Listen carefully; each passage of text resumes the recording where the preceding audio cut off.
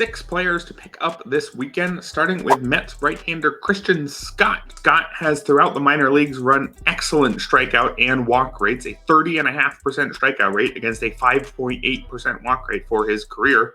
That's the type of pitching prospect you want to get excited about in most cases.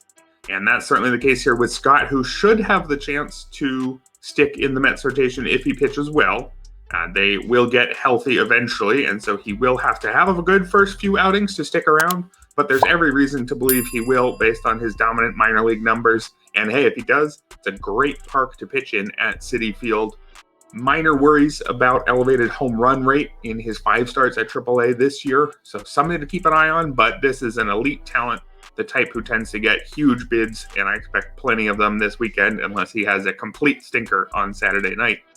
Next pitcher to take a look at, Alek Manoah. Now, I'm not actually expecting everything to work out for Alek Manoah. I am very pessimistic here, but probably about to come back into the Blue Jays rotation with Yariel Rodriguez suffering an injury. And Manoah, man, he was really good just 2 years ago. It seems like forever ago at this point, but a 2.24 ERA, a 0.99 whip in that season. Now, we do have to remember that he significantly outperformed the ERA estimators that season. xFIP in particular at 397 was pretty pessimistic. And then Manoah really just was terrible last year. 5.87 ERA, 1.74 whip in 19 starts. And the ERA estimators like xFIP up at 5.85, so that was very deserved. Every chance that Manoah produces another 2023-like season again this year. But if you can sneak him through for a very cheap bid, specifically if you can keep him on the bench for his first start or two. I, again, don't think it's going to work out, but I want him on my team just in case he recaptures that 2022 magic. Moving over to the hitters, Josh Rojas is the first one on the list here, second/third baseman for the Mariners. Been a utility guy for basically his whole career.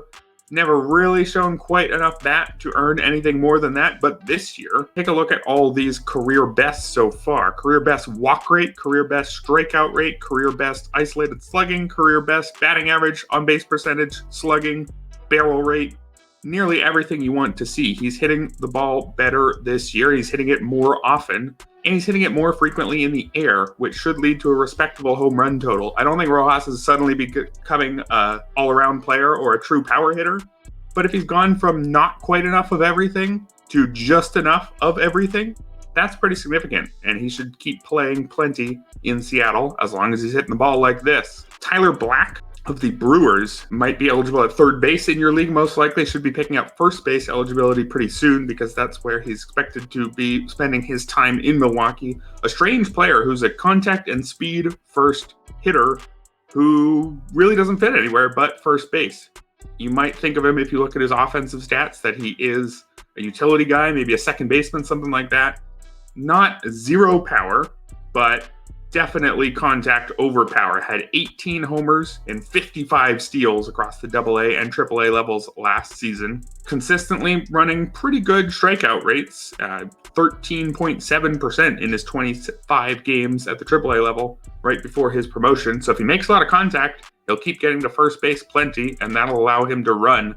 Strange player, especially at first base. Given how much speed matters in fantasy baseball, you're going to want to take a shot at Tyler Black in a lot of leagues. Another rookie who just got called up, Joey Loperfido for the Astros, should play some outfield, maybe some first base with Jose Abreu sent down to the minors.